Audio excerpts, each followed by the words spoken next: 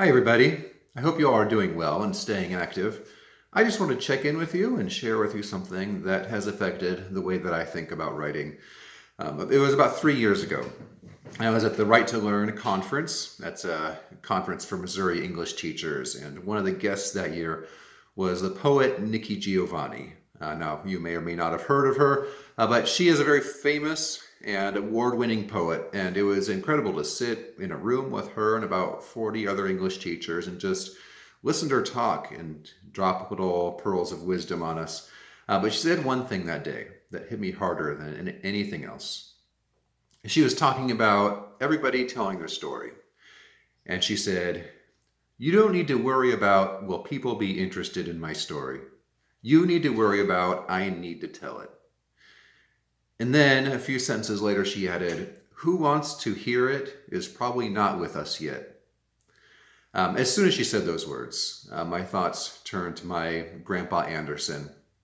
He had Parkinson's disease, and that's a condition that slowly decreases a person's physical and mental functioning. He had that disease my whole life, and by the time I was old enough to be curious about the life he had lived, he wasn't really capable of much communication. But years earlier, my grandpa Anderson had written a book. Now, it wasn't published or anything, but he printed copies for his family. And in that book, I read about the incredible life he led. My grandpa was a kid during the Depression, and it was in this book that I learned that he grew up in a sod house. Now, that means that instead of being made out of wood or some other kind of building material, the actual house was constructed from blocks of sod, grass, and topsoil cut from the ground. I remember in that book, he wrote about how in the winter his mom would try to wash the floor and the water would freeze because it was so cold in that sod house.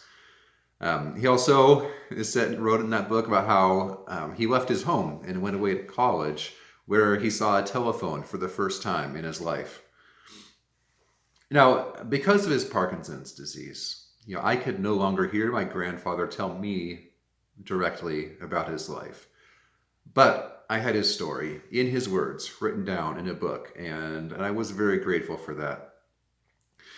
The point of all this is that I think it's easy for us living in our own present moment to think that our stories are not important, that they're no different from anybody else's.